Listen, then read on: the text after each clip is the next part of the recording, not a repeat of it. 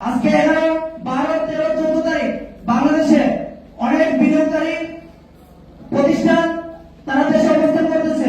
আমরা যারা যত ধরনের আন্দোলন সমাবেশ করে না কেন একটা সমঝোতার ভিতরে করবো, কারণ তারা এসে যদি দেখে আমাদের এই দেশে একটা বিশৃঙ্খলা সৃষ্টি হচ্ছে তাহলে তারা আমাদের দেশের প্রতি দ্বিমত পোষণ করবে। তো আমি সবার কাছে আহ্বান করবো, অবশ্যই 12ই মার্চ আমাদের একটা রুট মার্চ আছে, সেটা আমাদের জন্য অত্যন্ত গুরুত্বপূর্ণ। তারপর আমরা এই রুট মার্চ গুলো যেগুলো আমরা পালিত করবো, যেগুলো প্রতিবাদ সমাবেশ পালিত করবো, সবগুলোই যেন আমাদের একটা সমঝোতার ভিতরে থাকে।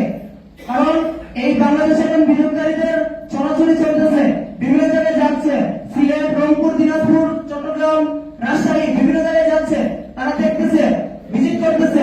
তাদের মধ্যে যেন কোনো রকম বিরূপ প্রতিক্রিয়া সৃষ্টি না হয় সেজন্য আমরা সজাগ দৃষ্টি রাখবো।